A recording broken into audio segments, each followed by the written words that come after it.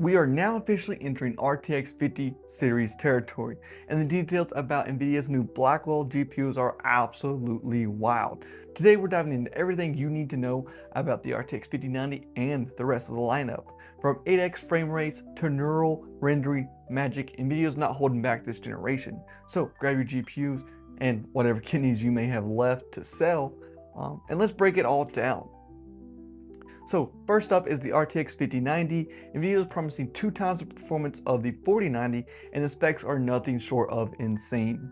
So 32 gigabytes of GDDR7, which with 1.8 terabytes per second of bandwidth, 21,760 CUDA cores, 680 tensor cores, and 170 ray tracing cores. All this running on the new Blackwell architecture.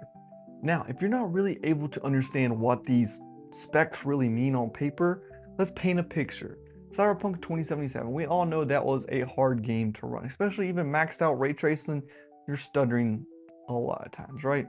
But with the RTX 5090, you're getting 4K 240 FPS, fully ray traced in every single setting maxed. It's crazy, right?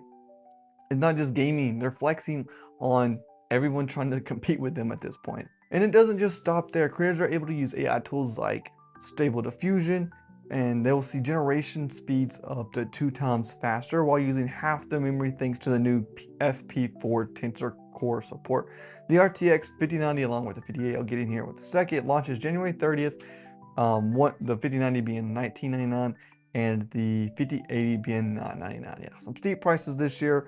The higher end version obviously did go up, but I guess that's what you get for the NVIDIA tax. Obviously, there's more. NVIDIA is covering every price point with these releases. The RTX 5080 starting at, like I said, $99. It's supposed to deliver 2 times the performance of the 4080 with 16 gigabytes of GDDR7, and the same Blackwell innovations. RTX 5070 Ti is $749, supposed to be perfect for 1440p gamers with 78% more memory bandwidth than the 4070 Ti. And then the RTX 5070 coming in at $549 is supposed to double the performance of the 4070 and supposed to give the same performance as the RTX 4090. That's actually insane. I don't know how true that is, what it exactly is in, but I'm assuming it's just DLSS 4 versus the DLSS 3.5 on the 4090 and strictly gaming.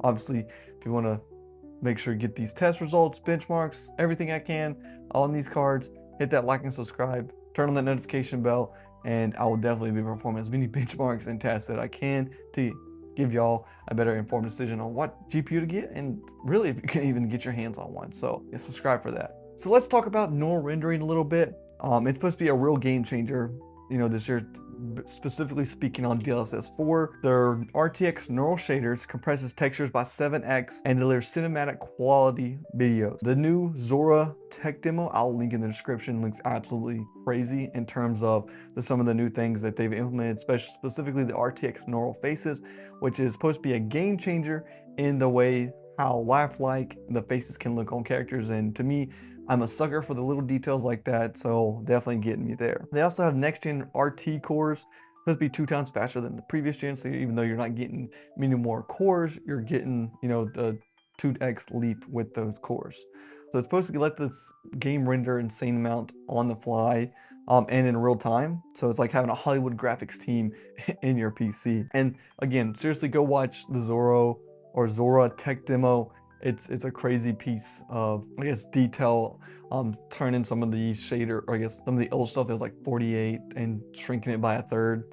So definitely something for you to go check out in that sense. Now, let's head over to our laptop gamers. If you're a laptop gamer, NVIDIA's RTX 50 series laptops launch in March, bringing 2 times the performance and supposedly 40% better battery life thanks to the Max Q innovations. We'll have to see how that goes. So basically, imagine desktop level performance in a laptop as thin as 14.9 millimeters. They brought it on stage, pretty thin laptop, kind of looked like an Asus one, could be wrong, but it's supposed to be the 5070, so supposed to have a 4090 performance in a laptop. So definitely we'll have to see how that goes. So definitely subscribe for that, because I will definitely be getting my hands on one of them. Now, the big question, should you upgrade? I think it really depends on what you're rocking right now. If you're rocking a 4090, like, I mean, what are you trying to do, I guess? They got, obviously 4K 240 hertz monitor just now releasing. And really, if you're trying to future proof, for the future, because I do think that the 4000 series don't has 2.0, so I don't think you can get 4K 240. I think it stops at 4K 144. Obviously correct me if I'm wrong, but the new 2.1A now supports 8K 165 hertz at DLSS 4, no rendering capabilities, so it's really going to make this card ready for the next decade, of course. But if you're on a 30 series card, upgrading probably to that bottom 5070 is probably going to be a sweet spot for you. If you're already happy with the 30 series, you're definitely going to get a big performance boost and probably the best bang for the buck. That's probably what 99% of people should be getting, the 5070, 5070 Ti, depending on what you're doing.